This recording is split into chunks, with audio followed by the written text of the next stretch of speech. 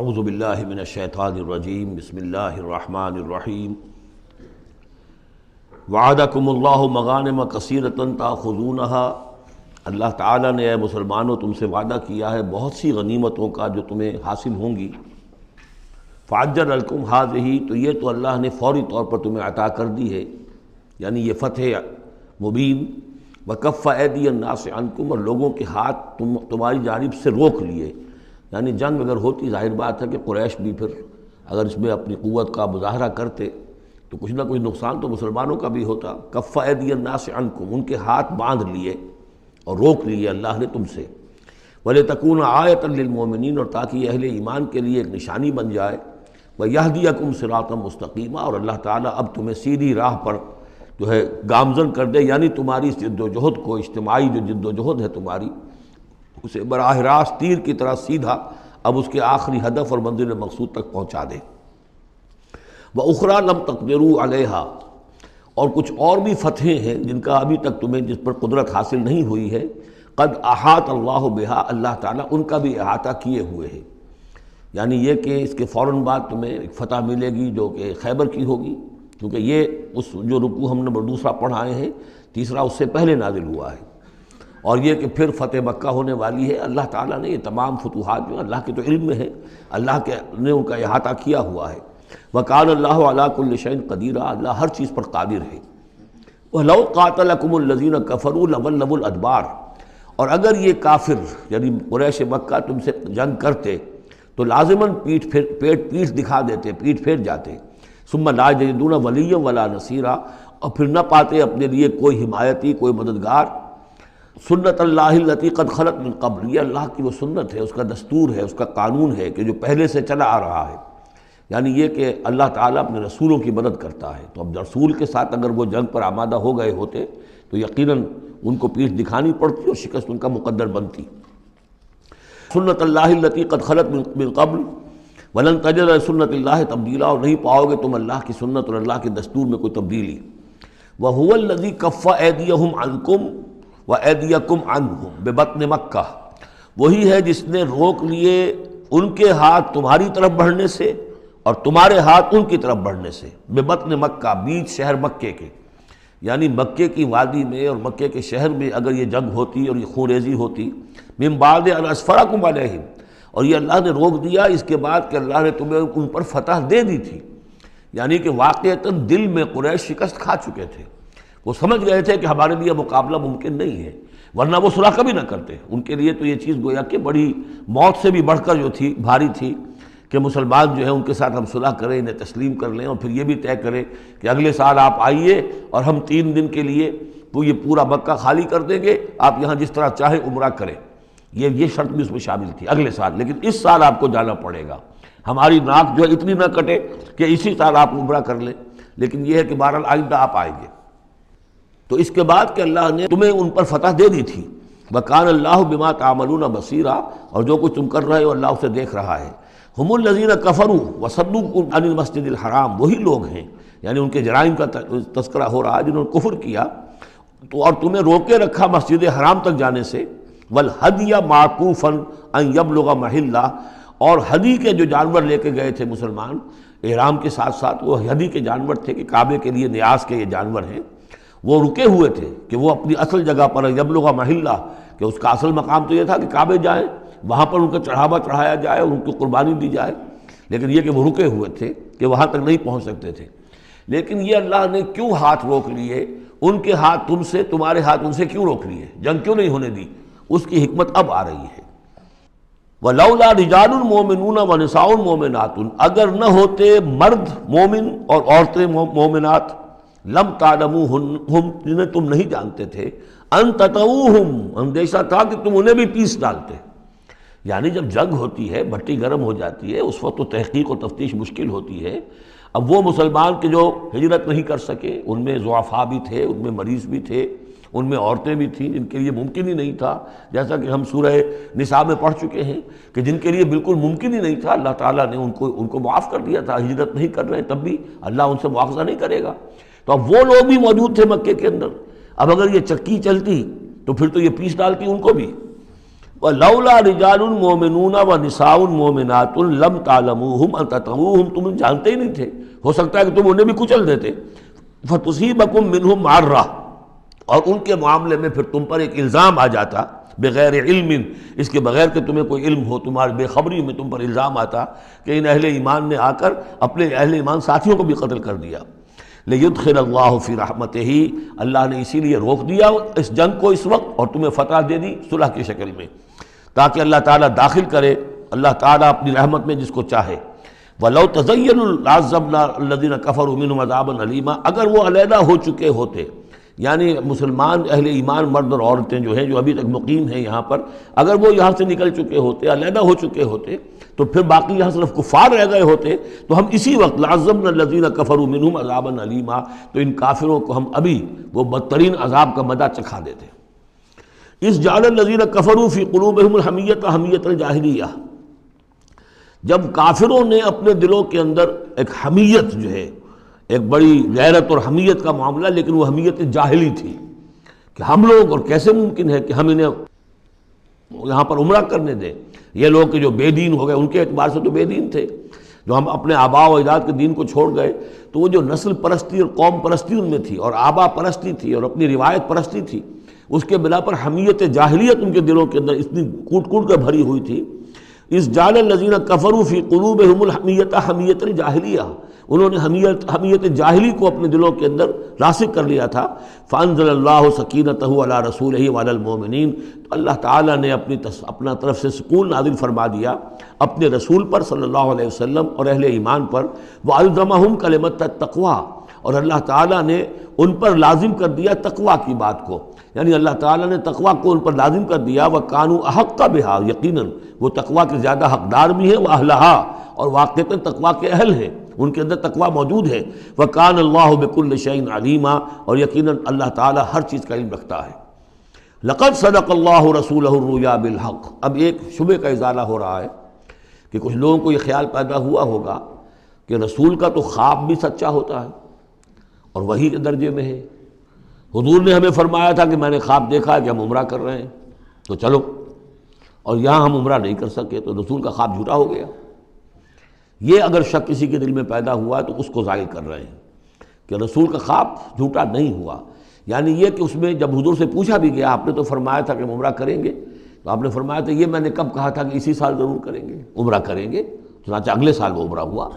سن 7 میں اسے عمرہ قضا کہتے ہیں، جو صلح حدیبیہ میں طے ہو گیا تھا کہ اگلے سال آپ آئیے عمرہ کیجئے، تو عمرہ قضا جو ہے یہ عمرہ چونکہ رہ گیا تھا، درمیان میں ہی بند ہو گیا، تو عمرہ قضا، اس عمرے کی قضا اگلے سال جو ہے سن 7 میں آپ نے دی، اور 3 دن تک قریش نے مکے کو خالی کر دیا، پہاڑوں پر چڑھ گئے، اور مسلمان 3 دن تک مکے کے اندر مقیم رہے، انہوں نے اپنے اطمینان سے عمرہ ادا کیا۔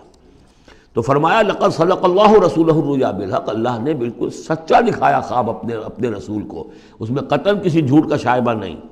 لَتَدْخُلُنَّ الْمَسْجِدَ الْحَرَامَ إِنْ شَاءَ اللَّهُ آمِنِينَ مُحَلِّقِينَ رُؤُوسَكُمْ وَمُقَصِّرِينَ لَا تَخَافُونَ، تم اے مسلمانوں لازماً داخل ہوگے مسجد حرام میں انشاءاللہ پورے امن کے ساتھ، آمنین بے کھٹکے، محلقین رؤوسکم ومقصرین، اپنے سروں کو حلق بھی کراؤ گے اور قصر بھی کراؤ گے، سر منڈوا دینا احرام کھولتے ہوئے یہ گویا کہ حلق ہے، اور چھوٹے بال کر دینا یہ قصر ہے۔ تو محلقین رؤوسکم ومقصرین لا تخافون، اور تمہیں کوئی اندیشہ نہیں ہوگا، یعنی جو ہو گیا اگلے سال کہ بالکل مکہ خالی، کوئی اندیشہ نہیں، کوئی مٹ بھیڑ نہیں، کسی طرف سے کوئی تانا نہیں، کوئی بری بات بھی سننے میں نہیں آئی، اور وہ سب لوگ جو ہیں وہ رہے اپنے پہاڑوں کے اوپر۔ فعلم ما لم تعلموا، تو اللہ جانتا ہے جو تم نہیں جانتے، فجعل من دون ذلک فتحا قریبا، تو اس کے بعد اللہ تعالیٰ نے ایک بڑی فتح رکھی ہے قریب، یعنی یہ کہ اس کے فوراً بعد اس سے پہلے ورے، اس لیے کہ اس عمرہ قضا سے پہلے فتح خیبر ہوئی ہے، اور بہت جو مغانم کا تذکرہ ہو رہا ہے اس میں جو غنیمت آئی ہے بہت نمایاں، وہ غزوہ خیبر کی ہے۔ ایک تو یہ کہ یہودیوں کا گڑھ تھا، بہت مالدار تھے، پھر یہاں سے جو گئے تھے 2 قبیلے نکل کر گئے تھے، وہ بھی اکثر ان میں سے وہیں آباد ہو گئے تھے، تو وہ ان کی بڑی جمعیت تھی وہاں پر، اور یہودی ویسے مالدار ہوتے ہیں، تو وہاں پہ جو غنیمت ملی ہے مسلمانوں کو، اس کے طرف اشارہ ہو رہا ہے۔ اللہ تعالیٰ نے اس سے پہلے کہ تم عمرہ قضا ادا کرو، اور جب تم داخل ہوگے مسجد حرام، اس سے پہلے جو ہے اللہ تعالیٰ تمہیں فتح دے گا، نصیب کرے گا۔ اب وہ آیت آ گئی هو الذی ارسل رسولہ بالہدی ودین الحق لیظہرہ علی الدین کلہ، یعنی یہ جو سلسلہ اب جا رہا ہے صراط مستقیم، سیدھا راستہ کس منزل کی طرف جا رہا ہے؟ دنیا میں مسلمانوں تمہاری جد و جہد کی منزل کیا ہے؟ اللہ کے دین کا غلبہ، اس لیے کہ ہم نے اپنے رسول کو بھیجا ہی اس کام کے لیے۔ یہ سورہ توبہ میں آیت ہم پڑھ چکے ہیں، فرق صرف یہ ہے کہ وہاں پر تھا هو الذی ارسل رسولہ بالہدی ودین الحق لیظہرہ علی الدین کلہ ولو کرہ المشرکون، یہاں آخری حصہ ہے وکفی باللہ شہیدا۔ لیکن سورہ توبہ والی آیت جو کہ تم پھر سورہ صف میں آ جائے گی، وہ بھی اب زیادہ دور نہیں رہی ہے، وہ بھی ہم جلدی پڑھیں گے۔ تو اللہ نے تو بھیجا ہے اپنے رسول کو صلی اللہ علیہ وسلم الہدا دے کر، یعنی قرآن حکیم جو ہدایت کاملہ ہے، نو انسان را پیام آخری حامل او رحمت للعالمین، هو الذی ارسل رسولہ بالہدی ودین الحق، اور دین حق دے کر بھیجا ہے۔ یہ دین کی بات کیجئے، اب دیکھیے الدین ان اقیم الدین، اللہ کے دین کو قائم کرو۔ ام لہم شرکاء شرعوا لہم من الدین ما لم یأذن بہ اللہ، کیا ان کے شریکوں نے بھی کوئی دین دیا ہے انہیں؟ اللہ نے انہیں دین حق دیا ہے، اور دین حق اس لیے دیا ہے کہ اسے غالب کرے کل کے پورے نظام زندگی کے اوپر، پورے نظام زندگی پر۔ وہی ہے جس نے بھیجا ہے اپنے رسول کو صلی اللہ علیہ وسلم بالہدا، ہدایت دے کر، قرآن دے کر، ودین الحق، اور سچا دین، حق دین، عادلانہ نظام زندگی دے کر، لیظہرہ علی الدین کلہ، تاکہ وہ غالب کریں اسے کل کے کل نظام زندگی پر، وکفی باللہ شہیدا، اور کافی ہے اللہ مدد کے لیے۔ عام طور پر ترجمہ یہاں پر گواہ کا کیا گیا ہے، آپ نے دیکھا ہوگا، لیکن یہاں اس لفظ شہید کا مطلب جو مدد کے ہے۔ اس کے لیے یہ کہ نوٹ کیجئے جو سورہ بقرہ کے تیسرے رکوع میں آیا تھا، فَإِن كُنتُمْ فِي رَيْبٍ مِّمَّا نَزَّلْنَا عَلَىٰ عَبْدِنَا فَأْتُوا بِسُورَةٍ مِّن مِّثْلِهِ وَادْعُوا شُهَدَاءَكُم مِّن دُونِ اللَّهِ إِن كُنتُمْ صَادِقِينَ، بلا لو اپنے مددگاروں کو اللہ کے سوا اگر تم سچے ہو۔ تو چونکہ اصل میں شہیدہ کے معنی تو ہے حاضر ہونا، شہیدہ یشہدو، کسی کی موجودگی اور حاضری، جو موجود ہوتا ہے وقوع پر وہی صحیح گواہی دینے کا اہل ہے، اس لیے اس کے معنی گواہی کے پیدا ہو گئے، اور جو موجود ہو وہی آپ کی مدد بھی کر سکتا ہے، اس لیے اس کے معنی مددگار کے بھی ہیں۔ آپ کا کوئی دوست ہے، بڑا آپ کا بھائی خواہ ہے، لیکن جب آپ پر کوئی ستم ہو رہا تھا، ظلم ہو رہا تھا، زیادتی ہو رہی تھی، وہ موجود ہی نہیں تھا بیچارہ، وہ کیا کرے گا؟ آپ کی مدد نہیں کر سکتا۔ تو مددگار بھی معنی ہے لفظ شہید کے۔ وَكَفَى بِاللَّهِ شَهِيدًا، اللہ کافی ہے مددگار کی حیثیت سے۔ محمد الرسول اللہ والذین معہ، یہ وہ جماعت ہے جو اس بیعت کی بنیاد پر وجود میں آئی ہے۔ نوٹ کر لیجئے اس بات کو، یہ بیعت کے تذکرے کے ساتھ اب یہ آیت آ رہی ہے۔ محمد الرسول اللہ صلی اللہ علیہ وسلم ایک بیعت تو وہ لیتے تھے کہ جو کوئی ایمان لاتا تھا، ایمان کی بیعت، لیکن جو آپ نے اہل مکہ سے کبھی نہیں لی، بلکہ وہاں تو جس نے بھی کہہ دیا اشہد ان لا الہ الا اللہ واشہد ان محمد رسول اللہ، کوئی فارمل ڈیکلریشن، کوئی اور اس کے لیے کوئی سمبولک کوئی اقدام نہیں تھا، الا یہ کہ کوئی باہر سے آتا تھا تو بیعت ہوتی تھی۔ اس کے بعد آپ نے بیعت مکے میں دو لی ہیں، بیعت عقبہ اولیٰ، بیعت عقبہ ثانیہ۔ اور بیعت عقبہ ثانیہ کی بیعت وہ ہے کہ جس سے اب وہ ایک جماعتی شکل بنی ہے، اس لیے کہ اس کے الفاظ کیا ہیں؟ متفق علیہ روایت ہے، یہ بخاری اور مسلم دونوں میں، راوی اس کے حضرت عبادہ بن صامت رضی اللہ تعالیٰ عنہ۔ وہ بیعت کیا تھی؟ بایعنا رسول اللہ صلی اللہ علیہ وسلم علی السمع والطاعۃ فی العسر والیسر والمنشط والمکرہ وعلی عثرۃ علینا وعلی لا ننازع الامر اہلہ وعلی ان نقول بالحق اینما کنا لا نخاف فی اللہ لومۃ لائم۔ ہم نے بیعت کی تھی اللہ کے رسول سے کہ آپ کا ہر حکم سنیں گے اور مانیں گے، اطاعت کریں گے، فی العسر والیسر، خواہ مشکل ہو اور خواہ آسانی ہو، والمنشط والمکرہ، خواہ ہماری طبیعتیں آمادہ ہو، خواہ ہمیں اپنی طبیعتوں پر جبر کرنا پڑے، وعلی عثرۃ علینا، خواہ ہم پر دوسروں کو ترجیح دی جائے۔ ہم کبھی نہیں کہیں گے کہ ہم آپ کے پرانے ساتھی ہیں، آپ نے بالکل ایک نووارد کو ہمارے اوپر امیر کیسے مقرر کر دیا، نہیں، اٹس یور پریروگیٹو، یہ آپ کا اختیار ہوگا، جس کو آپ چاہیں امیر بنائیں۔ وعلیٰ اللہ ننازع الامر اہلہ، جنہیں آپ والی امر بنا دیں گے، امیر بنا دیں گے، ان سے بھی ہم جھگڑیں گے نہیں، ان سے تعاون کریں گے، ان کی اطاعت کریں گے۔ جیسے کہ ایک اور حدیث میں حضور نے فرمایا، من اطاعنی فقد اطاع اللہ ومن عصانی فقد عصی اللہ، جس نے میری اطاعت کی اس نے اللہ کی اطاعت کی، اور جس نے میری نافرمانی کی اس نے اللہ کی نافرمانی کی۔ ومن اطاع امیری فقد اطاعنی، جس نے میرے مقرر کردہ امیر کی اطاعت کی اس نے میری اطاعت کی۔ ومن عصا امیری فقد عصانی، جس نے میرے مقرر کردہ امیر کی نافرمانی کی اس نے میری نافرمانی کی۔ اب ظاہر بات ہے جب جماعتی زندگی ہوتی ہے تو ایک ہی امیر نہیں ہوتا، اب ایک فوج ہے، ایک سپہ سالار ہے، لیکن اور چھوٹے چھوٹے جو اس کے حصے ہیں، میمنا پر کوئی اور ہے، میسرا پر کوئی اور ہے، اب قلب پر کوئی اور ہے، چھوٹے چھوٹے کمانڈرز بھی تو ہیں، چھوٹی سی کمپنی ہے، پلاٹون ہے، پھر بٹالین ہے، بٹالین سے اوپر پھر ریجیمنٹ ہے، ہر جگہ پر جو ہے اس کے جو آفیسرز موجود ہیں، جو کمانڈرز موجود ہیں، ان سب کا سلسلے وار سب و طاعت کا نظام اگر نہیں ہوگا تو وہ فوج کہاں ہوئی؟ اس طرح ایک جماعت ہے، ایک پورے ملک کے اندر جماعت ہے، اس کا امیر ہے، پھر اس کے کئی صوبائی اس کی شاخیں اس کے امیر ہیں، تو یہ تو نظام اس طرح چلے گا۔ تو یہاں پر وَعَلَىٰ أَن نَّقُولَ بِالْحَقِّ أَيْنَمَا كُنَّا، اور آخری بات جو تھی اس بیعت کے اندر کہ ہم جہاں کہیں بھی ہوں گے حق بات ضرور کہیں گے، مشورہ مانگا جائے گا مشورہ دیں گے، وی ول ناٹ ہولڈ بیک اور اوپینینز، ہم اپنی رائے دیں گے، حق بات کہیں گے جہاں کہیں ہوں گے، لیکن اس کے بعد جو فیصلہ ہوگا فَإِذَا عَزَمَ الْأَمْرُ، جیسا کہ ہم پڑھ چکے ہیں، جب فیصلہ ہو جائے تو پھر یہ کہ اللہ اور اس کے رسول کی اطاعت لازم ہے۔ تو فرمایا یہ محمد رسول اللہ والذین معہ کی جو جماعت بنی ہے اس شکل میں، اس قتال کے مرحلے کے شروع ہونے سے پہلے، منہج انقلاب نبوی میں اقدام کا مرحلہ جب آیا ہے، پیسو ریزسٹنس جب ایکٹیو ریزسٹنس میں چینج ہو رہی ہے، تو اب وہ ایک نظم جماعت کی شکل ہے، اور وہ بیعت عقبہ ثانیہ کی بنیاد پر وجود میں آیا۔ محمد رسول اللہ والذین معہ اشداء علی الکفار رحماء بینہم، اللہ کے رسول، یہ اس میں دو طرح ترجمے اس کے کیے جاتے ہیں، محمد اللہ کے رسول ہیں، یہ ایک جملہ پورا ہو گیا، والذین معہ اشداء علی الکفار رحماء بینہم، اور جو ان کے ساتھ ہیں وہ کافروں پر بہت بھاری ہے اور آپس میں بہت رحم دل ہے۔ اور ایک ترجمہ یہ بھی ہے کہ محمد رسول اللہ والذین معہ، یہ سب مل کر مبتدا بنی، اللہ کے رسول محمد اور جو ان کے ساتھ ہیں ان سب کی شان یہ ہے کہ اشداء علی الکفار رحماء بینہم، وہ کفار کے حق میں بڑے سخت ہیں لیکن آپس میں بہت رحم دل ہے، رحیم ہے، شفیق ہے۔ یہ ہم پڑھ چکے ہیں سورہ مائدہ میں بھی، اذلۃ علی المؤمنین اعزۃ علی الکافرین، اہل ایمان کے حق میں وہ بہت ہی نرم خو ہو، حلقہ یاراں تو بریشم کی طرح نرم، رزم حق و باطل ہو تو فولاد ہے مومن۔ یہ شان جو ہے بندہ مومن کی قرآن مجید میں دو جگہ آئی ہے۔ تراہم رکعاً سجدا یبتغون فضلا من اللہ ورضوانا، تم دیکھو گے ان کو کبھی سجدے میں گرے ہوئے ہوں گے اور کبھی رکوع کر رہے ہوں گے، وہ اپنے رب کے فضل کے متلاشی رہتے ہیں ہر دم ہر آن، اور اللہ کی رضا چاہتے ہیں۔ سیماہم فی وجوہہم من اثر السجود، اور ان کی جو نشانی ہے وہ ان کے چہروں میں جو اثرات پیدا ہوتے ہیں سجدے سے عام طور پر تو خیال یہ ہوتا ہے کہ یہی جو گھٹا پڑ جاتا ہے یہی سجدے کا نشان ہے، لیکن اس کے علاوہ بھی نمازیوں کے چہرے میں ان کی نماز کی ایک کیفیت ہوتی ہے، ایک نورانیت ہوتی ہے کہ جو ان کے چہروں کے اندر موجود ہوتی ہے۔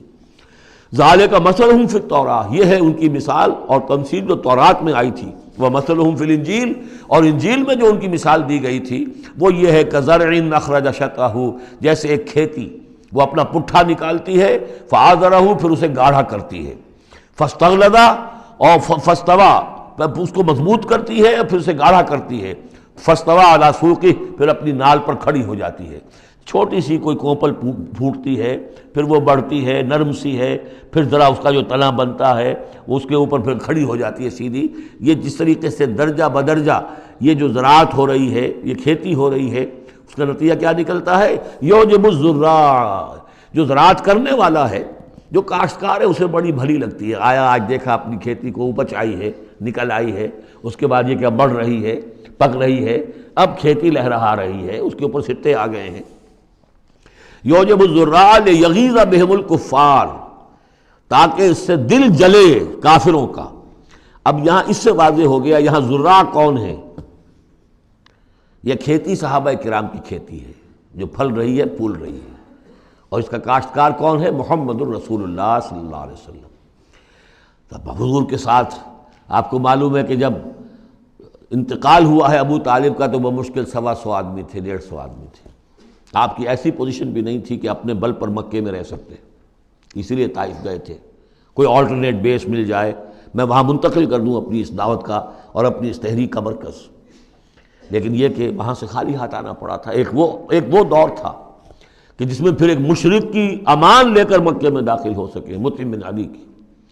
آج ایک دور یہ ہے کہ 1400 یا 1800 آدمی جو ہیں وہ بیعت موت کی ہے انہوں نے، اور ان کو اس پر جو ہے ملال ہے کہ دب کر صلح کیوں کی ہے، ان کی جو حمیت ایمانی ہے اور غیرت ایمانی ہے وہ ملال اس پر ہے، وہ جان بچنے کی کوئی خوشی نہیں ہے انہیں، وہ تو کہہ کہ ہم نے دب کر کیوں صلح کریں، ہم اپنی جانیں دینے کے لیے تیار ہیں، کھیتی جو ہے اپج رہی ہے۔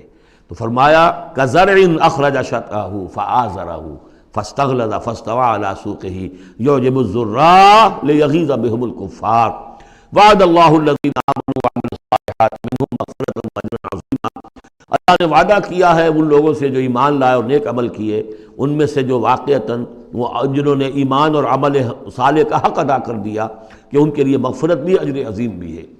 یہاں جو مولانا عثمانی صاحب نے حاشیہ لکھا ہے مجھے بہت پسند آیا کہ اگرچہ حضور کے سارے ساتھی جو ہیں وہ سب کے سب وہی تھے کہ جو ایمان اور عمل صالح کا حق ادا کر چکے تھے، پھر بھی منہم کی ایک قید لگا کر گویا کہ ان کو یہ بات بتا دی گئی ہے کہ اصل معاملہ ہے کہ موت تک انسان قائم رہے اس پر، مبادا بعد میں کہیں کسی کے اندر کوئی تزلزل پیدا ہو جائے، ورنہ یہ کہ اگر کسی کو اس طرح کا یقین دلا دیا جائے تو اس سے تو یہ کہ پھر اطمینان پیدا ہو جائے گا۔ ہونا یہ چاہیے کہ آخری وقت تک ڈرتا رہے آدمی، بین الخوف والرجا کی کیفیت رہے کہ کہیں ایسا نہ ہو کہ میں پھر کہیں آج جس مقام پر اللہ نے مجھے پہنچا دیا ہے کہیں پاؤں پھسل جائے۔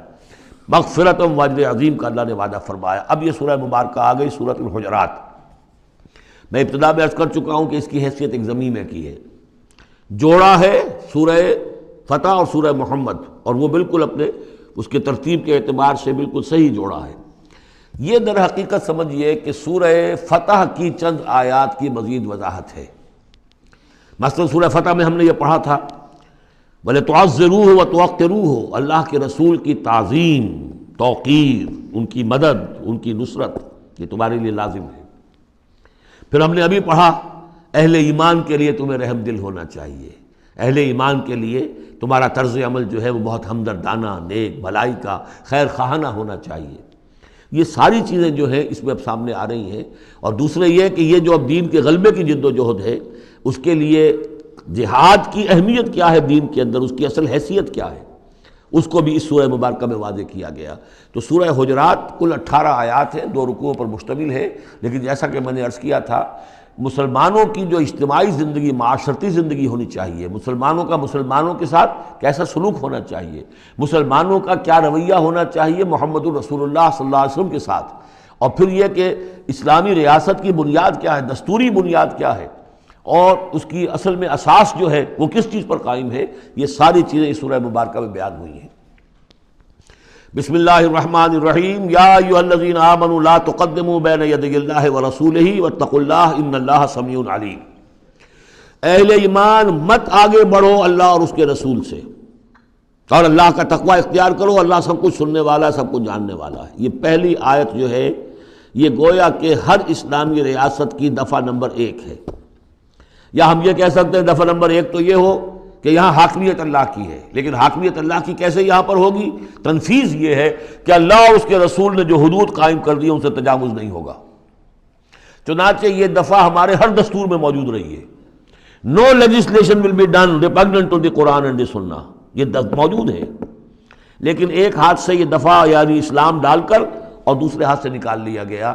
ایک آئیڈیولوجیکل کونسل بنا دی گئی ہے، وہ غور کرتی رہے گی، کوئی قانون کوئی خلاف ہے اگر اسلام کے تو وہ رپورٹ پیش کرتی رہے گی، سال بسال رپورٹیں آتی رہیں گی۔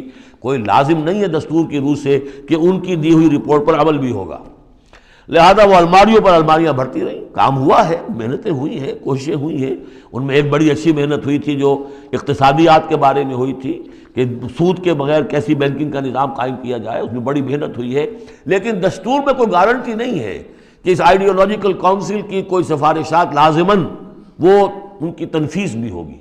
تو معلوم ہوا کہ وہ بس ایک ایکسرسائز ان فیوٹیلیٹی ہے اکثر و بیشتر۔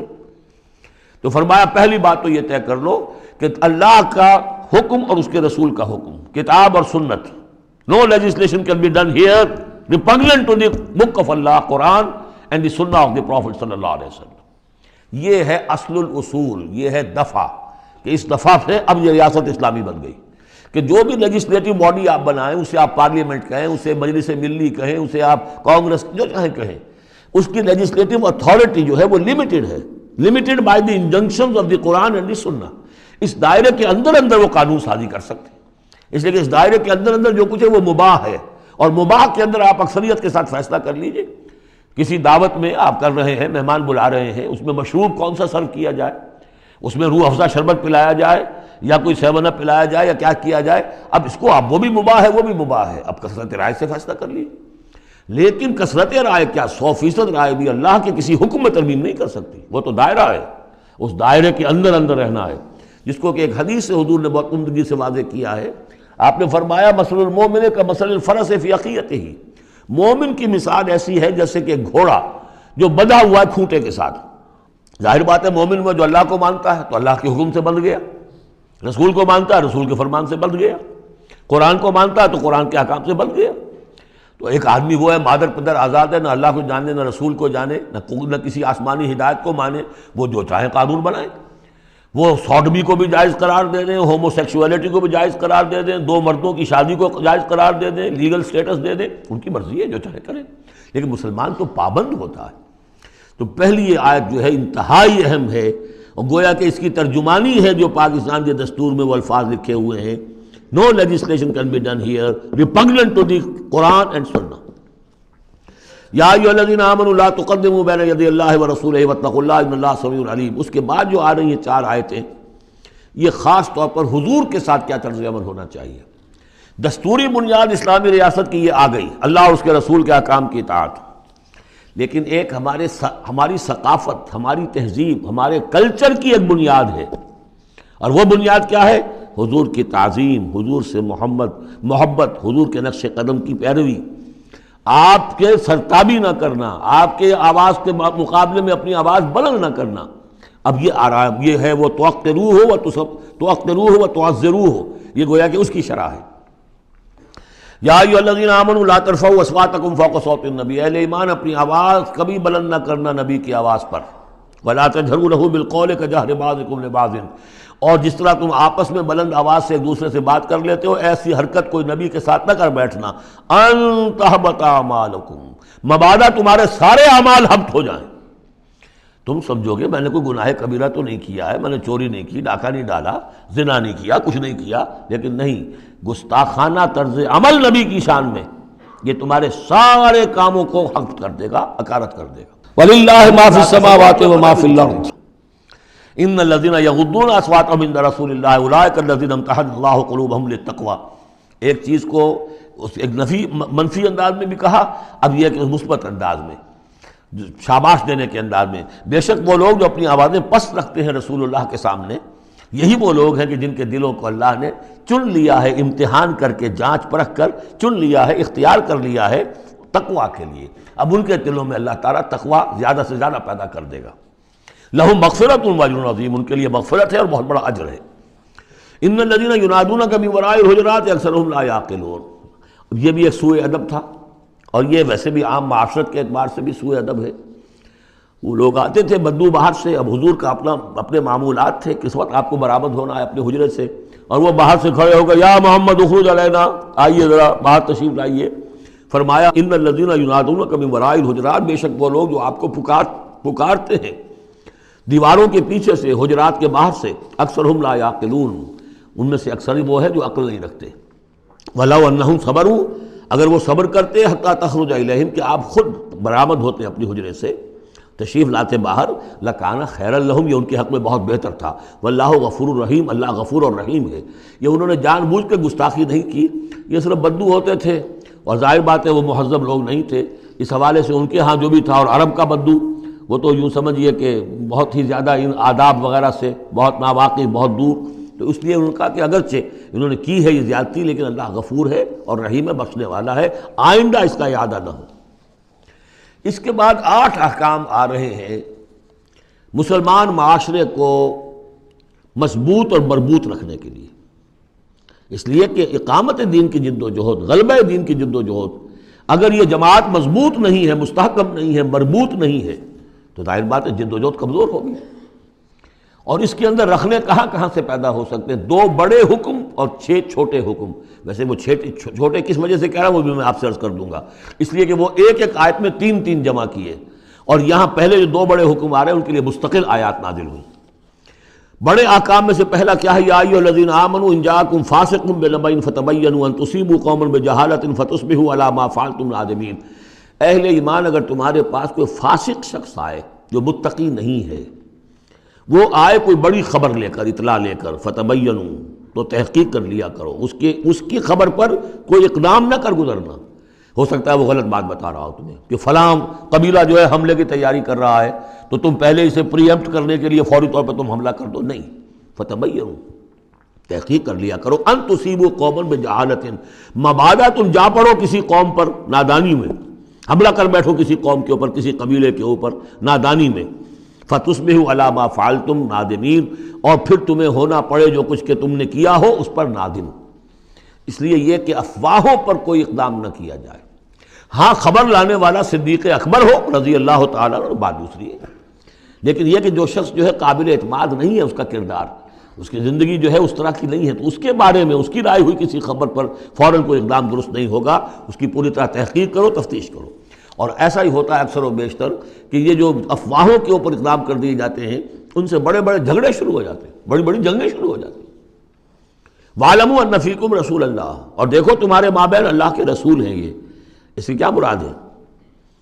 یعنی محمد صلی اللہ علیہ وسلم اللہ کے رسول ہیں، لیکن یہ تم میں سے بعض خواتین کے شوہر بھی ہیں، بعض اشخاص کے داماد بھی ہیں، بعض کے خسر بھی ہیں، یہ رشتے ہیں کہ نہیں؟ بعض کے بھتیجے بھی ہیں، تو اگرچہ ان کے رشتے ہیں لیکن ازواج کو بھی سمجھنا چاہیے کہ یہ صرف میرے شوہر نہیں، یہ اللہ کے رسول ہیں۔ بڑا فرق ہوگا اگر صرف شوہر سمجھ کر کوئی معاملہ کیا، اور لیکن یہ کہ یہ حیثیت نگاہ میں نہ رہے کہ اللہ کے رسول ہے۔ اگر حضرت ابو بکر اور حضرت عمر سمجھے ہمارا داماد ہے، داماد تو بیٹے کے برابر ہوتا ہے نا، نہیں، اللہ کا رسول، ان کی جو حیثیت تمہارے سامنے مقدم رہنی چاہیے وہ یہ کہ اللہ کے رسول ہیں۔ وَاعْلَمُوا أَنَّ فِيكُمْ رَسُولَ اللَّهِ، یہ اللہ کے رسول ہیں اگرچہ محمد ابن عبداللہ، کوئی شک نہیں، لیکن اللہ کے رسول ہیں۔ لَوْ يُطِيعُكُمْ فِي كَثِيرٍ مِّنَ الْأَمْرِ، اگر وہ تمہارا کہنا مانا کرے اکثر معاملات میں، لَعَنِتُّمْ، تو تم مشکل میں پڑ جاؤ گے۔ تمہارا رویہ یہ ہونا چاہیے کہ یہ دیکھو وہ کیا چاہتے ہیں، ان کی منشا دیکھو۔ وَلَٰكِنَّ اللَّهَ حَبَّبَ إِلَيْكُمُ الْإِيمَانَ، لیکن اے محمد کے ساتھیوں، اے صحابہ رسول، اللہ نے تو تمہارے نزدیک ایمان کو بہت محبوب بنا دیا ہے، وَزَيَّنَهُ فِي قُلُوبِكُمْ، اسے تمہارے قلوب کے اندر کھبا دیا ہے، وَكَرَّهَ إِلَيْكُمُ الْكُفْرَ وَالْفُسُوقَ وَالْعِصْيَانَ، اور بہت ہی تمہارے نزدیک ناپسندیدہ بنا دیا ہے کفر کو بھی اور فسق کو بھی اور نافرمانی کو بھی۔ یہ صحابہ کرام کی شان میں بہت بڑی آیت ہے جو نازل ہوئی ہے قرآن میں۔ وَلَٰكِنَّ اللَّهَ حَبَّبَ إِلَيْكُمُ الْإِيمَانَ وَزَيَّنَهُ فِي قُلُوبِكُمْ وَكَرَّهَ إِلَيْكُمُ الْكُفْرَ وَالْفُسُوقَ وَالْعِصْيَانَ أُولَٰئِكَ هُمُ الرَّاشِدُونَ، یقیناً یہی لوگ ہیں جو صحیح راستے پر ہیں اور جو سعادت مند ہیں اور جو آخری کامیابی کو حاصل کریں گے۔ فضلا من اللہ ونعما، اور یہ فضل ہے اللہ کی طرف سے، انعام ہے اس کا، احسان ہے۔ واللہ علیم الحکیم، اللہ سب کچھ سننے والا، اللہ ہر چیز کا علم رکھنے والا اور کمال حکمت والا ہے۔ اب دوسرا حکم آ رہا ہے، وَإِن طَائِفَتَانِ مِنَ الْمُؤْمِنِينَ اقْتَتَلُوا، آخر اہل ایمان بھی انسان ہیں، جھگڑا ہو سکتا ہے، اختلاف ہوگا، اختلاف سخت ہو جائے جھگڑا ہو جائے گا، جھگڑا سخت ہو جائے قتال بھی ہو جائے گا۔ آخر حضرت علی اور حضرت عائشہ کے مابین جنگ ہوئی کہ نہیں؟ حضرت علی اور امیر معاویہ کے درمیان جنگ ہوئی کہ نہیں؟ یہ کون ہے؟ کس کو ہم کہہ دیں گے کافر؟ معاذ اللہ ثم معاذ اللہ۔ تو فرمایا وَإِن طَائِفَتَانِ مِنَ الْمُؤْمِنِينَ اقْتَتَلُوا، اگر اہل ایمان میں سے دو گروہ لڑ پڑیں، فَأَصْلِحُوا بَيْنَهُمَا، تو اب عام معاشرے کو یہ سمجھنا چاہیے، سب لوگوں کو، کہ وہ یہ نہ سمجھے کہ ہم سے کیا ہے، آپس میں نبٹ لیں، نہیں، ان کے درمیان صلح کراؤ، تمہارا فرض ہے، یہ اجتماعی فریضہ ہے، صلح کراؤ۔ فَأَصْلِحُوا بَيْنَهُمَا، انڈیفرنس ہمیں کیا تعلق؟ غلط، اس لیے کہ یہ جو رکھنا پڑ رہا ہے، یہ اسلامی معاشرے کا رکھنا مسلمانوں کی مجموعی قوت کو کمزور کرنے کا سبب بنے گا، اور مسلمانوں کی قوت کمزور ہوتی ہے تو اللہ کے دین کے غلبے کی جد و جہد کمزور پڑ رہی ہے، لہذا فرض سمجھو اصلحوا بینہما، ان کے درمیان صلح کراؤ۔ فَإِن بَغَتْ إِحْدَاهُمَا عَلَى الْأُخْرَىٰ، پھر اگر ان میں سے ایک دوسرے پر زیادتی کرے، صلح کی پابندی نہیں کر رہا، صلح کرا دی گئی پھر بھی وہ زیادتی کر رہا، فَقَاتِلُوا الَّتِي تَبْغِي، اب جنگ کرو اس سے جو زیادتی کرنے والا ہے۔ اب یہ دو فریقوں کے درمیان نہیں رہا معاملہ، اب ایک فریق گویا کہ پوری مسلم جماعت کو، پورے مسلم معاشرے کو، پوری ملت اسلامی کو جو کہ وہ للکار رہا، چیلنج کر رہا ہے، تو اب ان سے جنگ کرو، حتیٰ تفیء الی امر اللہ، یہاں تک کہ وہ لوٹ آئے اللہ کے حکم کی طرف، صلح کی جو بھی شرائط تھی ان کو دوبارہ قبول کر لے۔ فَإِن فَات، پھر اگر وہ لوٹ آئے، فَأَصْلِحُوا بَيْنَهُمَا، پھر ان کے مابین دوبارہ صلح کرا دو، بالعدل، انصاف کے ساتھ، وَاقْسِطُوا، اور دیکھنا انصاف کا دامن ہاتھ سے نہ چھوڑنا، انصاف کرو، اس لیے کہ اب ہو سکتا ہے کہ اس دوسرے فریق پر تم کو زیادتی کر بیٹھو، اس لیے کہ اب اس سے تم بھی لڑے ہو، لڑ کر تم نے اسے مجبور کیا ہے کہ وہ صلح کی پابندی کرے، تو اب بھی اس پر کوئی زیادتی نہ ہو جائے۔ واقسطوا ان اللہ یحب المقسطین، اللہ تعالیٰ انصاف کرنے والوں کو محبوب رکھتا ہے۔ یہ تو دو بڑے بڑے حکم ہو گئے۔ اب ایک آیت میں 3 حکم اور دوسری میں پھر 3 حکم، یہ چھوٹے چھوٹے انفرادی سطح کے اوپر یا برادریوں کی سطح کے اوپر یا جماعتوں کے اندر جس طرح کے بڑے بڑے چیزیں پیدا ہو جاتی ہیں، بعض چیزیں معمولی نظر آتی ہیں لیکن اس سے دلوں کے اندر زخم پڑ جاتے ہیں۔ انما المؤمنون اخوۃ فاصلحوا بین اخویکم، یہ تو اسی کے ساتھ آ گئی۔ یقیناً تمام اہل ایمان جو ہے وہ آپس میں بھائی بھائی ہے، بس اپنے 2 بھائیوں کے درمیان صلح کرا دیا کرو، واتقوا اللہ، اللہ کا تقوی اختیار کرو، لعلکم ترحمون، تاکہ تم پر رحم کیا جائے۔ اب وہ آ رہی ہیں 2 آیتیں۔ یا ایھا الذین آمنوا لا یسخر قوم من قوم عسى ان یکونوا خیرا منہم ولا نساء من نساء عسى ان یکن خیرا منہن۔ اہل ایمان تم میں سے کوئی گروہ دوسرے گروہ کا مذاق نہ اڑائے، تمسخر نہ کرے، ہو سکتا ہے کہ وہ ان سے بہتر ہوں۔ جن کا تم مذاق اڑا رہے ہو، کسی ایک برائی کو دیکھا ہے تم نے، کسی ایک عیب کو دیکھا ہے، اس کی ناک چھوٹی ہے، اس کا کان چھوٹا ہے، اس کا فلاں یہ ہے، اس کا یہ ہے، تو تم نے تو کوئی عیب دیکھا ہے ظاہری، ہو سکتا ہے دل میں اس کے تقویٰ تم سے 10 گنا زیادہ ہو، اللہ کی محبت، اللہ کے رسول کی محبت تم سے 1000 گنا زیادہ ہو، تو تمہیں کیا پتہ، تم نے تو ایک چیز دیکھی ہے۔ اسی طرح عورتیں دوسری عورتوں کا مذاق نہ اڑائیں، عسیٰ ان یکن خیرا منہن، ہو سکتا ہے کہ وہ جن کا مذاق اڑایا جا رہا ہے وہ اللہ کی نگاہوں میں بہتر ہو ان سے جو مذاق اڑا رہی ہیں۔ ایک حکم تو ہو گیا تمسخر نہ ہو۔ ولا تلمزوا انفسکم، اپنے آپ کو عیب نہ لگاؤ، اپنے آپ کو عیب لگانا یعنی اپنے بھائیوں پر عیب نہ لگاؤ، آخر وہ تمہاری ہی اس ملت کا فرد ہے، امت کا فرد ہے، تو اس کو عیب لگا تو تمہیں عیب لگا۔ اس لیے فرمایا بہت ہی بلیغ الفاظ ہے، ولا تلمزوا انفسکم ولا تنابزوا بالالقاب، اور لوگوں کے چڑانے والے نام نہ رکھ لیا کرو۔ کسی جماعت کا نام کچھ اور ہے، اس کو چڑانے کے لیے نام کچھ اور رکھ لیا گیا ہے، یا اور کسی فرد کے لیے، کسی گروہ کے لیے، تو یہ جو ہے ایک دوسرے کے اوپر اس طریقے سے ڈال دینا اور نام ان کے اوپر کہ جو ان کو پسندیدہ نہیں ہے، یہ 3 کام ہو گئے، ایک آیت میں روکا گیا۔ اس کی وجہ سے اکثر ایسا ہوتا ہے، کبھی ایک دوست آپ ایک خاص قسم کا مذاق اس سے کر رہے ہیں یا کسی لفظ سے اس کو چھیڑتے ہیں، 100 دفعہ وہ سن لیتا ہے، کوئی اثر نہیں ہوتا، کسی وقت کوئی عجیب کیفیت ہوتی ہے اس کی کہ اس کے دل میں جا کر زخم کی طرح لگ جاتا ہے اور پھر وہ دل کا رشتہ ٹوٹ جاتا ہے، اور ایک ایسی جو ہے اس کے اندر گرہ پڑ جاتی ہے، پھر کھولے نہیں کھل سکتی۔ لہذا محتاط رہو۔ بئس الاسم الفسوق بعد الایمان، ایمان کے بعد تو برائی کا نام بھی برا ہے، کیوں ان چیزوں میں جا رہے ہو؟ تمہیں تو ایمان کو سمجھنا چاہیے کہ اللہ نے تمہیں اتنی بڑی فضیلت دی ہے، تو ان گندگیوں کی طرف جو ہے تم متوجہ ہی نہ ہو۔ وَمَن لَّمْ يَتُوبْ فَأُولَٰئِكَ هُمُ الظَّالِمُونَ، اور جو باز نہیں آئیں گے تو وہی ہے کہ جو ظالم ہے اللہ کی نگاہ میں۔ تو ترغیب بھی ہے، تشویق بھی ہے، سمجھانے کا انداز بھی ہے، اور ڈانٹ ڈپٹ بھی ہے۔ باز نہیں آؤ گے تو اللہ کی نگاہ میں پھر تم ظالم ہو۔ اگلی آیت میں پھر 3 چیزیں، وہ پہلی 3 چیزیں رو در رو ہوتی ہیں آمنے سامنے، اور یہ 3 چیزیں وہ ہیں جو غیب میں ہوتی ہیں، پیچھے پیچھے ہوتی ہیں۔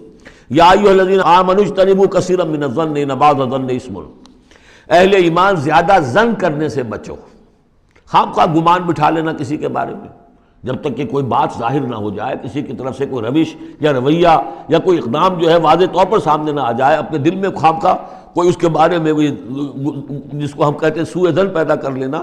ان بعض الظن اسم، بعض ظن جو ہے وہ تو گناہ کے درجے تک پہنچ جائیں گے، اس لیے کہ تم نے اپنے دل میں بات بٹھا لی ہے حالانکہ اس میں وہ شے ہے ہی نہیں، لہذا یہ تمہاری طرف سے گویا کہ ایک تہمت ہو رہی ہے اس کے اوپر، قلبی طور پر تو تہمت ہو گئی۔ ولا تجسسوا، اور دوسری بات یہ ہے کہ ایک دوسرے کے حالات کی ٹوہ میں نہ رہو۔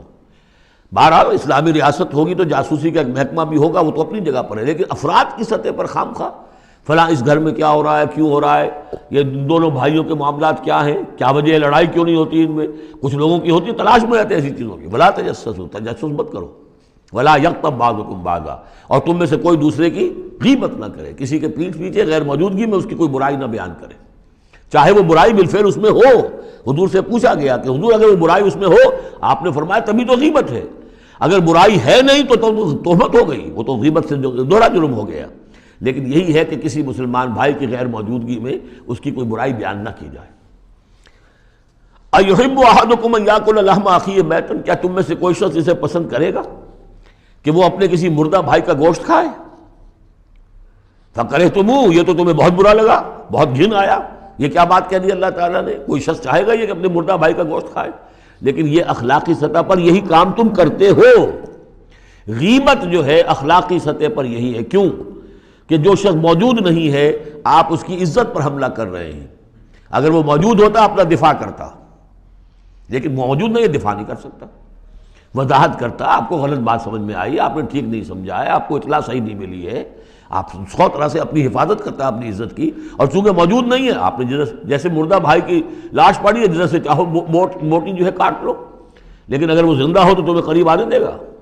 یہی ہے مثال. ایحب احدکم ان یاکل لحم اخیہ میتا فکرہتموہ فاتقوا اللہ ان اللہ تواب الرحیم. اور اللہ کا تقوی اختیار کرو، اللہ تواب ہے، توبہ کا بہت قبول فرمانے والا، اور رحیم ہے، بہت رحم فرمانے والا.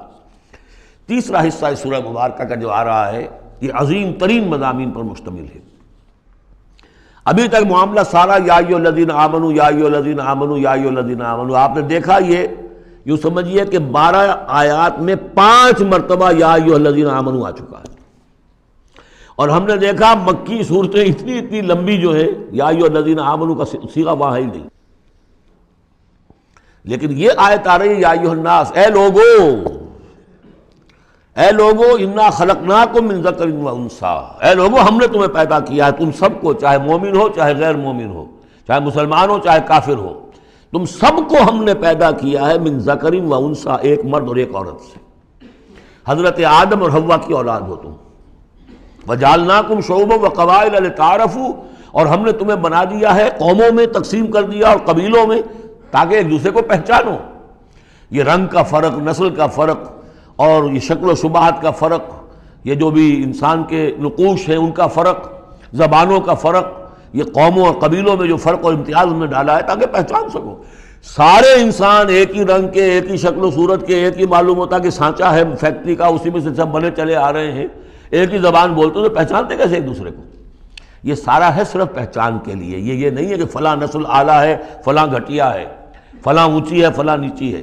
جیسا کہ آپ نے خطبہ دیا تھا جو آخری خطبہ ہے حجۃ الوداع کا، لا فضل لعربی علی عجمی ولا لعجمی علی عربی ولا لاحمر علی اسود ولا لاسود علی احمر الا بالتقوی. کسی عربی کو، کسی عرب کو عجمی پر کوئی فضیلت نہیں، کسی عجمی کو کسی عرب پر کوئی فضیلت نہیں، کسی سرخ رو کو کسی سیاہ فام پر کوئی فضیلت نہیں، کسی سیاہ فام کو کسی سرخ رو پر کوئی فضیلت نہیں. ہاں فضیلت ہے تو تقوی کی بنیاد پر ہے. ایچ جی ویلز نے اپنی history of a concise history of the world میں یہ پیسج کوٹ کر کے لکھا کہ اگرچہ اس سے پہلے بھی تاریخ انسانی میں human fraternity, equality and freedom, انسانی حریت و اخوت و مساوات کے واس تو بہت کہے گئے، لیکن یہ ہے کہ تاریخ انسانی میں یہ ماننا پڑتا ہے کہ پہلی مرتبہ ان اصولوں پر بالفعل ایک معاشرہ قائم کیا محمد نے صلی اللہ علیہ وسلم. حالانکہ دشمن ہے، اس نے حضور کی سیرت پر حملے کیے ہیں بالکل وہی اسی طرح کے جیسے رشدی نے کیے ہیں. رشدی نے ذرا انداز اور زیادہ گھناؤنا استعمال کیا، چونکہ وہ تو فکشن اس نے ایک طور سے بنائی ہے، لیکن اس نے وہ تاریخ لکھ رہا تھا تو اس طرح کا انداز تو نہیں ہے، لیکن باتیں وہی کہی ہیں. اس کے باوجود اس بات کو ماننے پر مجبور ہو گیا کہ واقعہ یہ ہے کہ محمد نے، وہ تو رسول اللہ تو نہیں مانتا، کہ یہ ماننا پڑتا ہے کہ پہلی مرتبہ for the first time in history he established a society based on these principles of human fraternity, equality and freedom. اگرچہ جو تازہ ایڈیشن ہے اس کتاب کا concise history of the world, اس میں سے یہ پیسج نکال دیا ہے. اب تو ایڈیٹرز اور ہیں، البتہ پرانا ایڈیشن کہیں یونیورسٹی سے لیجیے، لائبریری سے، اور وہاں سے آپ کو وہ مل جائے گا پیسج. یا ایھا الناس انا خلقناکم من ذکر و انثی وجعلناکم شعوبا وقبائل لتعارفوا، یہ تعارف کے لیے، ان اکرمکم عند اللہ اتقاکم، یقیناً تم میں سب سے زیادہ باعزت اللہ کے نزدیک وہ ہے جو سب سے بڑھ کر متقی ہے. ان اللہ علیم خبیر، یقیناً اللہ تعالیٰ سب کو جاننے والا اور باخبر ہے. قالت الاعراب آمنا، اب ایک اور بہت اہم بات آ گئی. اسلامی معاشرہ اور اسلامی ریاست کی جو شہریت ہے اس کی بنیاد کیا ہے؟ ایمان یا اسلام؟ ایمان تو دل میں ہے، چھپی ہوئی شے ہے، ویریفائبل نہیں ہے یا نہیں ہے، کیسے معلوم ہوگا؟ دنیا میں جو آپ کو قانون بنانا ہے، دنیا میں جو معاشرہ بنانا ہے، دنیا میں جو ریاست بنانی ہے، اس میں کون شامل ہوگا؟ اس کی ساری بنیاد اسلام پر ہے، ایمان پر نہیں ہے. لیکن آخرت میں سارا دار و مدار ایمان پر ہے، اسلام پر نہیں ہے. آپ جو ہے یہاں کی ابھی سینسس ہوگا آپ کے ملک میں، آپ مسلم لکھا ہوا ہے آپ کے خانے میں مسلم، لیکن یہ کہ اس کی بنا پر اللہ کے ہاں چھوٹ نہیں ہو جائے گی. اللہ دیکھے گا ایمان بھی تھا کہ نہیں. ان اللہ لا ينظر الى صورکم ولا الى اموالکم ولکن ينظر الى قلوبکم واعمالکم. اللہ تمہاری صورتوں اور اموال کو نہیں دیکھتا، تمہارے دلوں اور اعمال کو دیکھتا ہے. تو یہ جو ایمان اور اسلام کا فرق ہے، اسلامی ریاست اسلامی معاشرے کی اس بحث میں اہم ترین ہے یہ، اس کی بنیاد ایمان پر نہیں ہے، اسلام پر ہے۔ اس کے لیے بیان کیا کیا؟ قالت الاعراب آمنا، یہ بدو کہہ رہے ہیں ہم ایمان لے آئے۔ قل لم تؤمنوا، اے نبی ان سے کہہ دیجئے تم ہرگز ایمان نہیں لائے ہو۔ لم تؤمنوا ہے، یہ نفی جہاد باللم ہو رہی ہے، فعل مضارع پر لم لا کر تاکید ہو جاتی ہے۔ ما آمنتم نہیں، لم تؤمنوا، تم ہرگز ایمان نہیں لائے ہو، ولکن قولوا اسلمنا، یوں کہو کہ ہم اسلام لے آئے ہیں، ہم مسلمان ہو گئے، ہم نے اطاعت قبول کر لی۔ وَلَمَّا يَدْخُلِ الْإِيمَانُ فِي قُلُوبِكُمْ، ابھی تک ایمان تمہارے دلوں میں داخل نہیں ہوا۔ وَإِن تُطِيعُوا اللَّهَ وَرَسُولَهُ، لیکن اگر تم اللہ اور اس کے رسول کی اطاعت کرتے رہو گے، لَا يَلِدْكُم مِّنْ أَعْمَالِكُمْ شَيْئًا، اللہ تعالیٰ تمہارے اعمال میں سے کوئی کمی نہیں کرے گا۔ ان اللہ غفور الرحیم، اللہ غفور الرحیم ہے۔ یعنی قانون تو یہی بنتا ہے، اصول تو یہ بنتا ہے، جب تک ایمان دل میں نہ ہو تو کسی کا کوئی عمل قبول نہ ہو۔ لیکن اللہ غفور ہے، رحیم ہے، اس کی شان غفاری اور اس کی شان رحیمی کے صدقے سے اللہ نے تمہیں یہ رعایت دی ہے کہ اگر نفاق نہ ہو، چاہے ایمان ابھی دل کے اندر راسخ نہیں ہے، لیکن اللہ اور اس کے رسول کی اطاعت کرتے رہو، اگرچہ یہ اطاعت ہوگی total obedience, partial obedience is no obedience, it has to be total. ادخلوا فی السلم کافہ، اسلام میں بھی جزوی داخلہ جو ہے قبول نہیں ہے، پورا کا پورا ہم تل سموچے۔ لیکن بہرحال اسلام تو یہ ہے۔ اب اگر تم جاننا چاہو کہ مومن کسے کہتے ہیں تو سن لو، اس کی ڈیفینیشن یہ آ گئی۔ اب یہ میں نے سورہ انفال کے دوران بھی اس کو وضاحت کیا تھا کہ اس کے دو حصے جو اس ڈیفینیشن کے، سورہ انفال میں دوسری آیت، دوسری تیسری، اور ادھر آخر سے پہلی آیت جو ہے اس میں ان کو دونوں کو علیحدہ کر دیا گیا۔ یہ ہے گویا کہ comprehensive definition of a Muslim, of a مومن۔ Who is a مومن؟ انما المؤمنون الذين آمنوا بالله ورسوله ثم لم يرتابوا، مومن تو بس صرف وہ ہے جو ایمان لائے اللہ پر اور اس کے رسول پر، پھر شک میں ہرگز نہیں پڑے۔ لم يرتابوا، پھر وہی جہاد میں لم، ہرگز کوئی شک نہیں پیدا کیا، یعنی یقین بن گیا، ایمان دل کے اندر راسخ ہو گیا۔ جیسے کہ فرمایا صحابہ کرام کے بارے میں، وَلَٰكِنَّ اللَّهَ حَبَّبَ إِلَيْكُمُ الْإِيمَانَ وَزَيَّنَهُ فِي قُلُوبِكُمْ، تمہارے دلوں میں کھما دیا اس نے۔ جب تک ایمان دل میں داخل نہیں ہوا، دل میں راسخ نہیں ہوا، صرف زبان پر ہے آمنت باللہ وملائکتہ وکتبہ ورسلہ، یہ اسلام ہے۔ بنی الاسلام علی خمس، اس میں یقین قلبی شامل نہیں ہے۔ شہادت اللہ الہ الا اللہ وان محمد رسول اللہ، زبان سے گواہی کہ اللہ کے سوا کوئی معبود نہیں اور محمد اللہ کے رسول ہے، وإقام الصلاۃ وإیتاء الزکوٰۃ وصوم رمضان وحج البیت۔ اس لیے کہ ایمان ذرا کسی اور شے کا نام ہے۔ وہ ایمان کیا ہے؟ اس کے دو حصے کر دیے۔ اب یہ اس شہادت سے نیچے یقین قلبی والی بات ایڈ ہو جائے اور ادھر عمل میں جہاد ایڈ ہو جائے تو 7 چیزیں ہوں گی تو اب یہ مومن شمار ہوگا۔ 5 چیزیں تو اسلام وہ تو ہونی ہے۔ مومن جو ہے وہ مسلم تو ہوگا ہی لا محالہ، لیکن اس سے اوپر کی منزل ہے تو 2 چیزیں اور بڑھ جائیں گی۔ وہ کیا ہے؟ انما المؤمنون الذين آمنوا بالله ورسوله ثم لم يرتابوا وجاهدوا باموالهم وانفسهم في سبيل الله، اور جہاد کریں اپنے مالوں کے ساتھ اور اپنی جانوں کے ساتھ اللہ کی راہ میں۔ اولئک هم الصادقون، یہ لوگ ہیں جو سچے ہیں، دعوی ایمان میں سچے ہیں۔ کہنا آسان ہے آمنت باللہ وملائکتہ وکتبہ، لیکن واقعتاً ایمان ہے یا نہیں اس کا جائزہ لے لو۔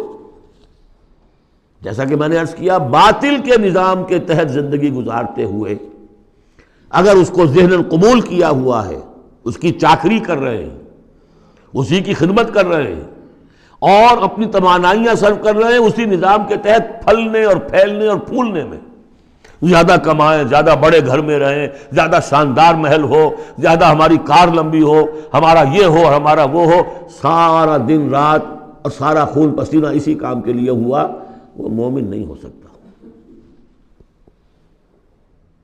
غلبہ باطل کے تحت انڈر پروٹیسٹ رہنا پڑے گا، ایسے رہنا ہوگا جیسے کہ جیل میں انسان رہتا ہے۔ الدنیا سجن المومن و جنت الکافر، اور یہ کہ اپنی توانائی میں سے منیمم سبسسٹنس لیول پر جو آپ کے وجود کو برقرار رکھنے کے لیے ناگزیر ہو، اس حد تک تو اپنے وقت اور توانائی اور اپنی قوت اور صلاحیت میں لگائیں آپ، اپنے اور اپنے اہل و عیال کی ضروریات پوری کرنے کے لیے۔ باقی سارا وقت، ساری صلاحیت، ساری قوت اللہ کے دین کو غالب کرنے کی جد و جہد، نظام باطل کو جڑ سے اکھیڑ کر پھینک کر اور اللہ کے دین کو قائم کرنے کی جد و جہد۔ اگر یہ نہیں ہے، اگر یہ نہیں تو بابا پھر سب کہانیاں ہیں، پھر یہ اسلام کا دعویٰ ہے۔ اسلام تو ہے، مانے گا تم دنیا میں تم مسلمان عورت سے شادی کر سکتے ہو، مسلمان باپ کی وراثت تمہیں مل جائے گی، قانونی حقوق سارے تمہارے مسلمانوں کے ہوں گے، اسلامی ریاست میں تم مکمل شہری شمار ہو جاؤ گے، لیکن مومن شمار نہیں ہوگے اللہ کے ہاں۔ قالت الاعراب، یہ آیات تو ایسی ہیں کہ یہ یاد کر لیجئے آج کی رات۔ قالت الاعراب آمنا قل لم تؤمنوا ولکن قولوا اسلمنا، معلوم ہوا علیحدہ کر دیا ہے، بالکل واحد مقام ہے یہ قرآن مجید کا جس میں اسلام اور ایمان کو یوں کر دیا علیحدہ، کہ ایک گروہ ایسا بھی تھا جس کے بارے میں کہا گیا ایمان تمہارے دلوں میں تاحال داخل نہیں ہوا۔ البتہ اس آیت سے بعض لوگوں کو یہ مغالطہ ہو جاتا ہے کہ یہ منافقین کی بات نہیں ہے، اس لیے کہ منافقین کا تو کوئی عمل قبول نہیں اللہ کے ہاں۔ یہاں کہا جا رہا ہے کہ اگر تم اللہ اور اس کے رسول کی اطاعت کرتے رہو گے اللہ تمہارے اعمال میں کوئی کمی نہیں کرے گا۔ تاریخی پس منظر سمجھ لیجئے، جب اللہ تعالیٰ نے عرب میں حضور کو غلبہ عطا کر دیا، اذا جاء نصر اللہ والفتح ورأیت الناس يدخلون فی دین اللہ افواجا، اب ظاہر بات ہے کہ تمام قبائل کے اندر بیٹھ کر مشورے ہوئے، it's no use continuing resistance, اب تو بہرحال فیصلہ کل فتح محمد کو ہو گئی ہے، اب ہم مقابلہ نہیں کر سکتے، کوئی اور راستہ نہیں، جاؤ اور جا کر وفد بھیجو اور اطاعت قبول کر لو اور اسلام قبول کر لو۔ تو وہ اطاعت بھی تھی اسلامی ریاست کی، ساتھ ہی اسلام قبول کرنا بھی تھا کہ ہم نے مان لیا جی، اس لیے کہ وہاں سے تو الٹیمیٹم آ چکا تھا جو سورہ توبہ میں ہم پڑھ چکے ہیں کہ یہ صرف 4 مہینے کی مہلت ہے، اس کے بعد اگر تم ایمان نہ لائے تو فَإِذَا انْسَلَخَ الْأَشْهُرُ الْحُرُمُ فَاقْتُلُوا الْمُشْرِكِينَ حَيْثُ وَجَدتُّمُوهُمْ، تو اس کے بعد ایمان لانا ان کے لیے لازم تھا اگر رہنا عرب کے اندر۔ لیکن یہ کہ ان میں 3 طرح کے لوگ تھے، ایسے بھی یقیناً تھے جو خلوص دل سے ایمان لائے، ایسے بھی لوگ تھے جو دھوکہ دینے کے لیے ایمان لائے، جان بچانے کے لیے۔ یہ 2 ہو گئی ویلیوز، پازیٹیو اور نیگیٹو۔ بیچ میں پازیٹیو اور نیگیٹو کے مابین ایک زیرو لیول آتا ہے۔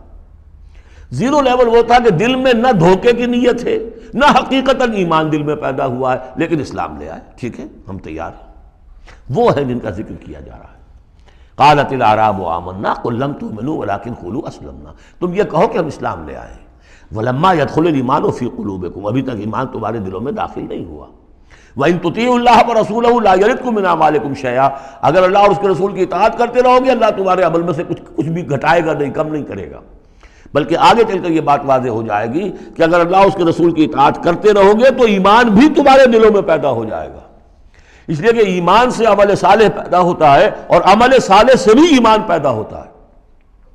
لیکن اگر تم جاننا چاہو دل میں یہ امنگ پیدا ہو جائے، اللہ کرے کہ ہم میں سے ہر شخص کے دل میں یہ آج ارادہ اور امنگ پیدا ہو جائے، اور یہ وہ آرزو پیدا ہو جائے جس کے اوپر علامہ اقبال نے جو کہا ہے کہ آرزو اول تو پیدا ہو نہیں سکتی کہیں اور، ہو جائے تو مر جاتی ہے یا رہتی ہے خام، یہ آرزو کہ مجھے مومن رہنا ہے، جینا ہے، مرنا ہے،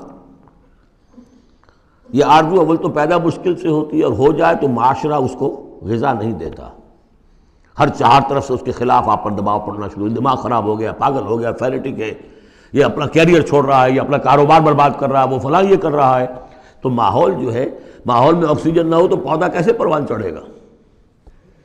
تو اس لیے بہت مشکل کام ہے، الا یہ کہ خلوص نیت اور عزم مصمم ہو تو اللہ تعالیٰ کی طرف سے خصوصی توفیق اور تحصیل ہوتی ہے۔ تو آج آپ اس کو سامنے رکھ کر دل میں یہ آرزو لے کر اٹھیے کہ یہ ایمان اس ڈیفینیشن پر ہمیں پورے اترنا ہے۔ وہ ڈیفینیشن کیا ہے؟ انما المؤمنون الذین آمنوا باللہ ورسولہ ثم لم یرتابوا وجاہدوا باموالہم وانفسہم فی سبیل اللہ اولئک هم الصادقون۔ اس آیت کے شروع اور آخر دونوں میں اسلوب حصر ہے۔ مومن صرف وہ ہیں جو ایمان لائے اللہ پر، اس کے رسول پر، پھر شک میں ہرگز نہیں پڑے، ان کے دل میں اس ایمان نے یقین کی شکل اختیار کر لی، اور پھر انہوں نے جہاد کیا اللہ کی راہ میں، کھپائے اس میں اپنے مال بھی اپنی جانیں بھی، یہی لوگ حقیقت میں سچے ہیں اپنے دعوی ایمان میں۔ اللہم ربنا اجعلنا منہم، اللہم ربنا اجعلنا منہم، یہی صادقون ہیں جن کے بارے میں سورہ توبہ میں ہم آیت پڑھ کر آئے ہیں، کونوا مع الصادقین، صادقین کے ساتھ ہو جاؤ، تلاش کرو کوئی صادقین ہے دنیا میں اس وقت کے نہیں۔ اور حضور نے یہ خبر دی ہے لا تزال فی امتی طائفۃ قائمین علی الحق، میری امت میں ہمیشہ ایک گروہ ضرور موجود رہے گا جو حق پر قائم ہوگا، تلاش کرو اسے، اور تلاش کر کے کونوا مع الصادقین، ان میں شامل ہو، ان کے ساتھ شامل ہو جاؤ، ان کے دست و بازو بنو۔ ظاہر بات ہے جمعیت کے بغیر، جماعت کے بغیر وہ اقامت دین کیسے ہوگی؟ وہ اظہار و دین الحق علی دین کلہ ہی کیسے ہوگا؟ محمد رسول اللہ والذین معہ حزب اللہ بن گئے تھے، تبھی تو دین قائم ہوا نا۔ اب وہ ساری کیفیات جو سورہ حجرات میں آئیں۔ قل اتعلمون اللہ بدینکم، اب یہ نوٹ کر لیجئے، جن لوگوں کے دلوں میں وہ ایمان نہیں تھا، وہ اسلام لانے پر حضور پر اپنے احسان جتایا کرے، حضور دیکھیے ہم تو لڑے بھڑے بغیر اسلام لے آئے، تو ہمارا تو حق زیادہ ہونا چاہیے۔ وہ ہماری ہریانے کی زبان میں یہ کہاوت ہے، تھوتھا چنا باجے گھنا، وہ چنا جو اندر سے کھوکھلا ہو چکا ہو اس کی آواز زیادہ ہوتی ہے، برتن خالی ہوگا تو آواز کھنکھنانے کی آتی ہے، برتن کے اندر پانی پڑا ہوا ہو تو پھر اس طرح کی آواز نہیں آتی۔ تو ایمان سے خالی تھے، اس لیے وہ اپنی ایمان کے دعوے ذرا زیادہ کرتے تھے۔ قل اتعلمون اللہ بدینکم، تم اپنے دین کا جو اس طرح سے بڑھ چڑھ کر باتیں کرتے ہو تو اللہ کا بتانا چاہتے ہو، جتلانا چاہتے ہو اپنا دین۔ واللہ یعلم ما فی السماوات و ما فی الارض، اگر تمہیں ایمان حاصل ہوتا تو تم یہ جانتے کہ اللہ تو جانتا ہے جو کچھ کے آسمانوں میں اور زمین میں ہے۔ ایک بندہ مومن کے لیے تو یہ کہنے کی ضرورت ہی نہیں، واللہ بکل شیء علیم، اللہ تو ہر چیز کا علم رکھتا ہے۔ یمنون علیک ان اسلموا، اے نبی آپ پر احسان دھر رہے ہیں کہ ہم اسلام لے آئے۔ قل لا تمنوا علی اسلامکم، اے نبی سے کہہ دیجئے مجھ پر اپنے اسلام کا کوئی احسان مت دھرو، بل اللہ یمن علیکم، بلکہ اللہ تم پر احسان دھرتا ہے، ان ہداکم للایمان ان کنتم صادقین، کہ اس نے تمہیں ایمان کے راستے پر ڈال دیا ہے اگر تم سچے ہو۔ جب اسلام پر آ گئے ہو تو ایمان کے راستے پر چڑھ گئے ہو، اگر سچے ہوگے تو اب ایمان تمہارے اندر پیدا ہو جائے گا۔ اطاعت رسول کرتے رہو گے، اطاعت اللہ الہی کرتے رہو گے، نمازیں پڑھو گے، روزے رکھو گے، زکوٰۃ دو گے خوش دلی کے ساتھ، تو ان اعمال کی بدولت ان کی نورانیت تمہارے قلوب کے اندر اترے گی اور اس سے تمہارے اندر ایمان پیدا ہو جائے گا۔ دیکھیے یہاں لفظ اسلام آیا تھا، پھر یمنون علیک ان اسلموا، یہ آپ پر احسان دھر رہے ہیں کہ وہ اسلام لے آئے۔ قل لا تمنوا علی اسلامکم، اے نبی کہہ دیجیے مجھ پر اپنے اسلام کا احسان مت دھرو، بل اللہ یمن علیکم، بلکہ یہ تو اللہ تم پر احسان دھر رہا ہے، ان ہداکم للایمان، کہ یہ جو تمہیں اسلام لانے کی توفیق دے دی اس نے، تو اس نے گویا کہ ایمان کی سڑک پر ڈال دیا، تمہیں اس راستے پر ڈال دیا ہے کہ جو ایمان تک لے جائے گی۔ ان کنتم صادقین، اگر تم اپنے اسلام میں صادق ہو۔ ہاں اسلام منافقانہ لائے ہو تو بات اور ہے، دل میں عداوت ہے، دشمنی ہے، صرف جان بچانے کے لیے اگر نیت یہی ہے تو پھر تو ظاہر بات ہے کہ نہ اسلام ہے اور نہ ایمان ہے، اگرچہ قانوناً پھر بھی مسلمان مانے جائیں گے۔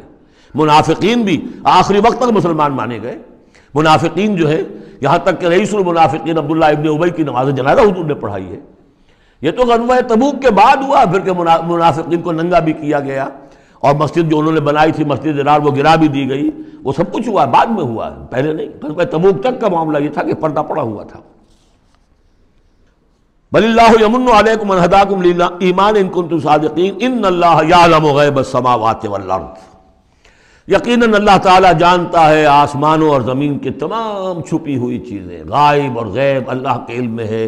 واللہ بصیر بما تعملون، اور جو کچھ تم کر رہے ہو اللہ اسے دیکھ رہا ہے۔ بارک اللہ لی ولکم فی القرآن العظیم ونفعنی وإیاکم بالآیات والذکر الحکیم۔